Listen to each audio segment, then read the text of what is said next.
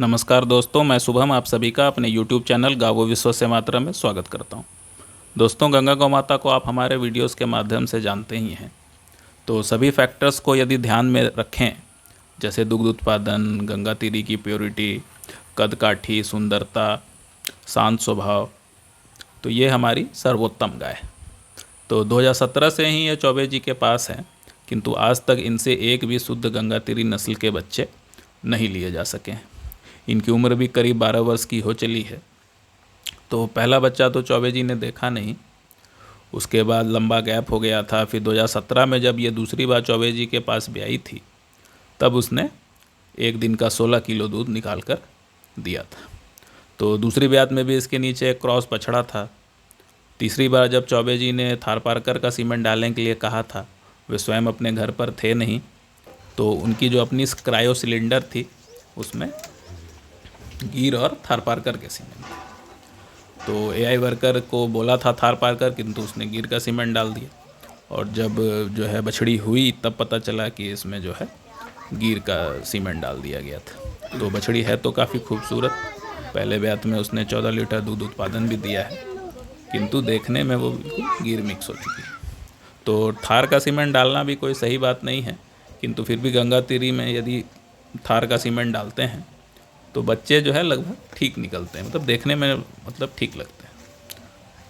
किंतु और उस वक्त क्या है, चौबे जी स्वयं जो है गिर पर कार्य कर रहे थे, तो गंगा तीरी के बारे में उन्होंने बहुत ज़्यादा पता नहीं किया था कि उसका सीमेंट उपलब्ध है या नहीं। तो चौथी बार जब ये हिट में आई तो चौबे जी के फार्म पर जो व्यक्ति हैं उन्होंने स्वयं से ही एआई वर्कर को बुला करके सीमेंट लगवा दिया।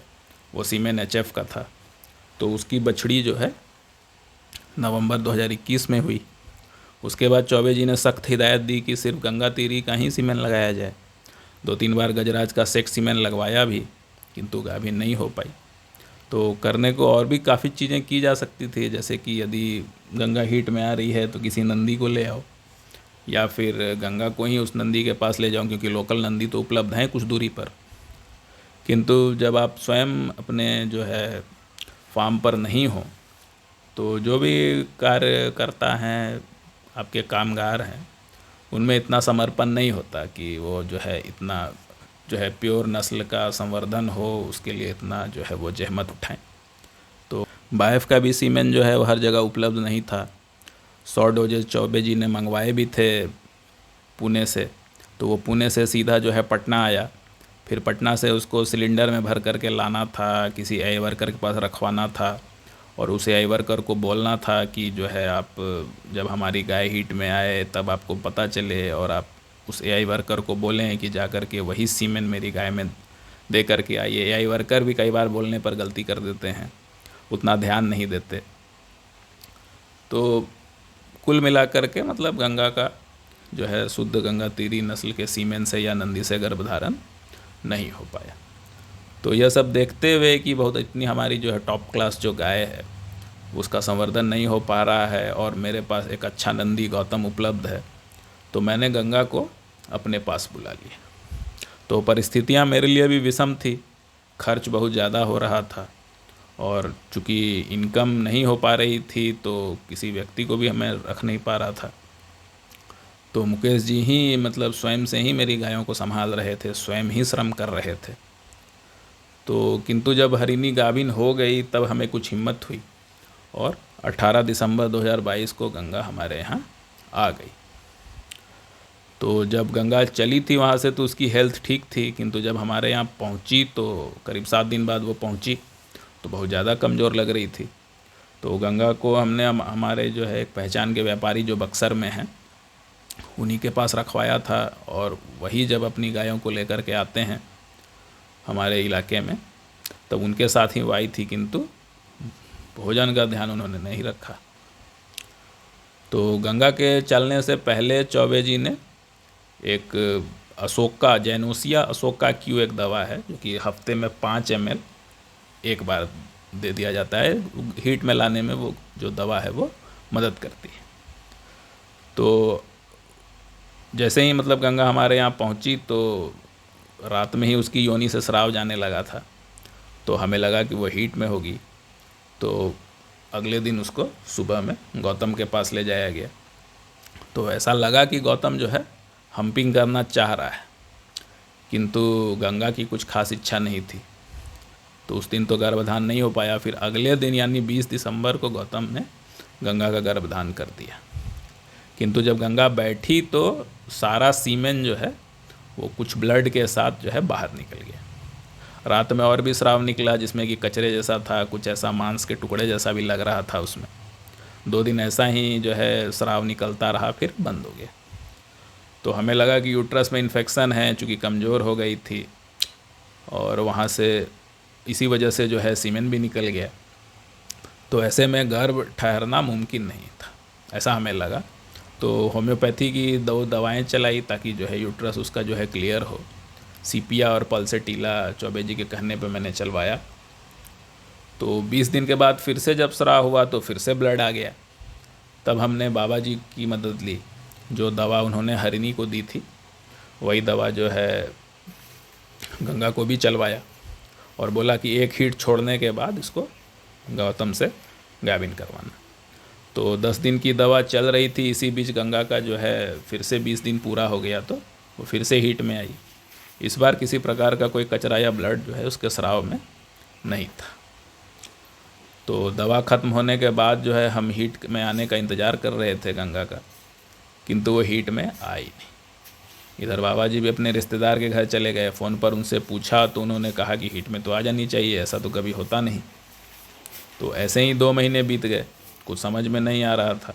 नंदी भी पास था, इसलिए हीट मिस हो जाए इसका भी चांस नहीं है, क्योंकि कोई भी गाय यदि हीट में रहती है तो गौतम जो है अपना उछल कूद करने लगता है।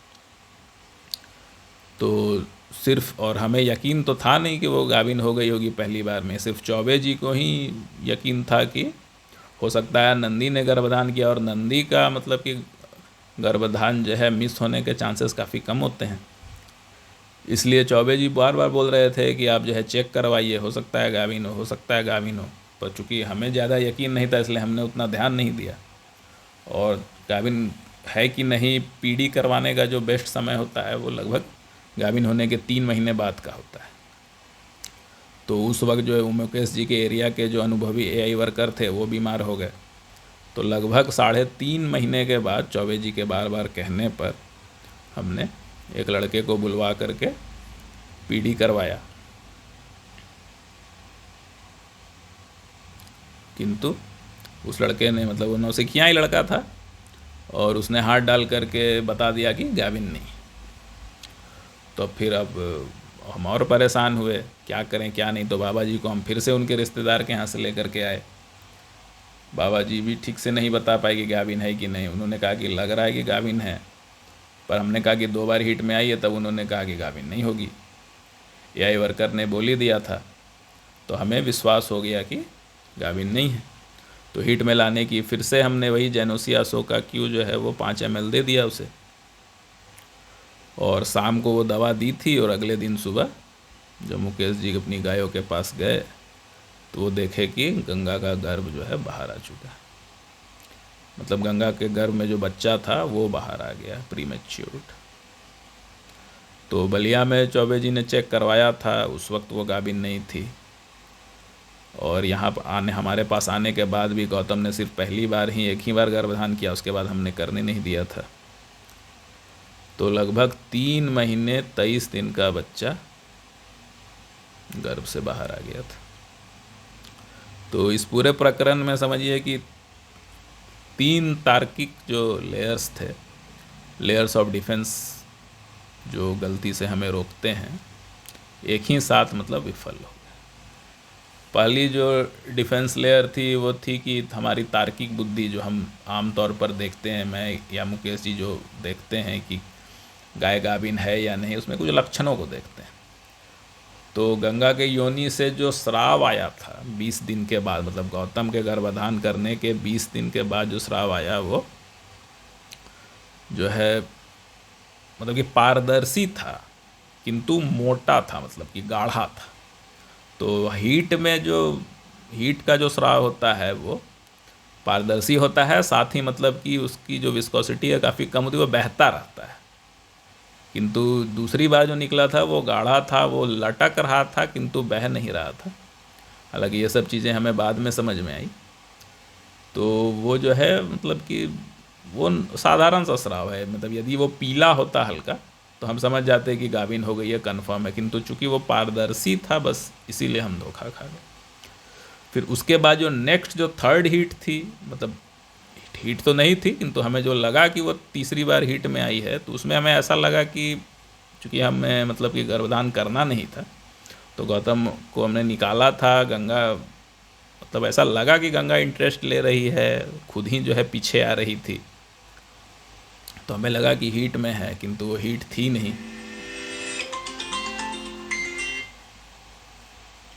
फिर एआई वर्कर जो है कितना भी नौसिखिया होगा, जो है हाथ डाल करके गलत बता देगा, ये हम कभी सोच नहीं पाए।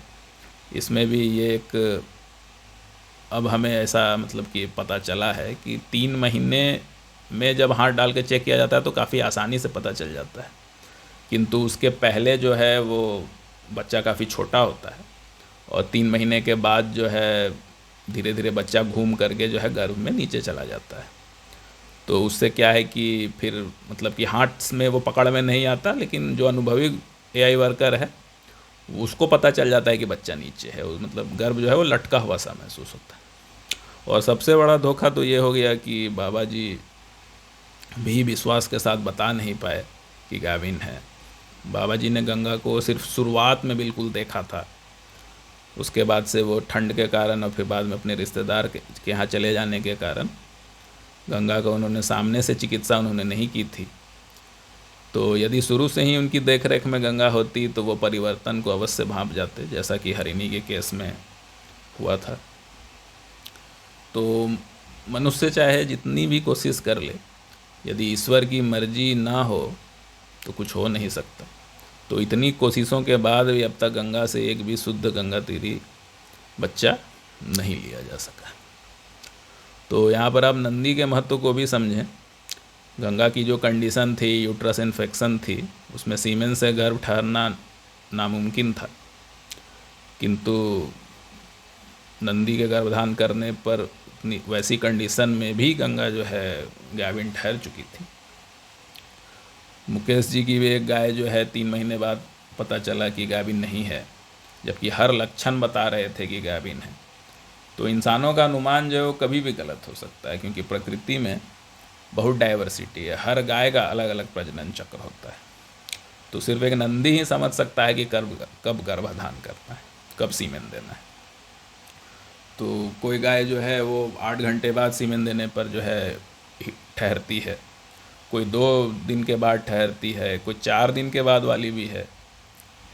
तो इतना मतलब कि ध्यान दे पाना मतलब मुश्किल है। आप बार बार जो है सीमेन लगवाएंगे, बार बार जो है रिपीट होगी, या फिर बोलेंगे कि गाय ही गड़बड़ है, बेच देंगे।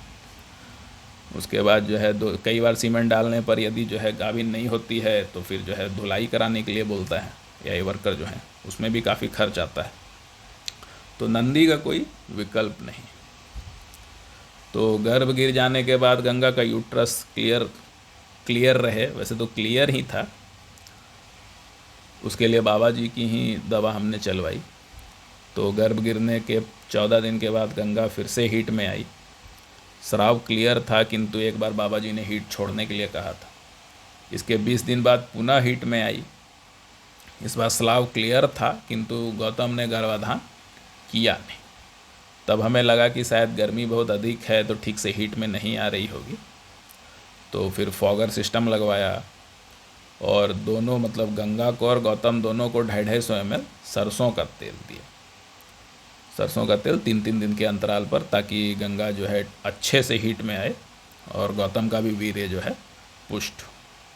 तो उसके नेक्स्ट बार जब गंगा हीट में आई तो गौतम ने उसका गर्भधान कर दिया है, किंतु इन सब में लगभग हम 6 महीने पीछे हो गए।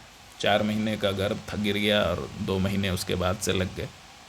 तो सीधे सीधे यदि खर्च की भी बात करें तो 6,000 रुपये, 6 से 7,000 रुपये प्रति महीने का खर्च है एक गाय का। तो 40,000 रुपये का नुकसान भी हुआ, गंगा को दुख भी काफ़ी हुआ। और यही धन जो है एक नंदी बचाता है। सीधे सीधे आपको लगेगा कि इसमें धन लग रहा है व्यर्थ ही, किंतु यदि आप लॉन्ग टर्म में देखेंगे तो नंदी आपका काफ़ी धन बचाता है। तो यदि गंगा का गर्भपात नहीं हुआ होता तो सितंबर में हमें उम्मीद थी कि 15 लीटर दूध का उत्पादन हो जाता मेरी 2 गायों से। 5 लीटर हरनी का रखते हैं क्योंकि पहले ब्यात में उसका कम था काफ़ी, और गंगा जो है बहुत आसानी से 10 लीटर दूध दे देती है, मतलब बिल्कुल ही टूटा हुआ शरीर था फिर भी 10 लीटर उसने दिया था, और 16 लीटर तक तो मतलब सब कुछ सही रहा तो दी ही है उसने। तो फिर भी 10 लीटर यदि बछड़े को पिला करके भी माने तो 15 लीटर दूध को यदि आप 60 रुपये के हिसाब से भी देंगे तो 900 रुपये प्रतिदिन की इनकम हो जाती है केवल दूध से। और इनके भोजन में लगभग 800 रुपये प्रतिदिन का खर्च आ रहा है, गंगा का, हरनी का, गौतम और हमारी बछिया तुष्टि का मिला करके। तो केवल दूध से ही सबका खर्च निकल आता तो काफ़ी राहत मिलती। अभी एक तरफ से जो इतना धन जा रहा है 25,000 रुपये पर मंथ का जा रहा है, किंतु शायद अभी परीक्षा और बाकी है। तो आज के वीडियो में इतना ही, मिलते हैं अगले वीडियो में, तब तक के लिए जय गौ माता, जय गोपाल।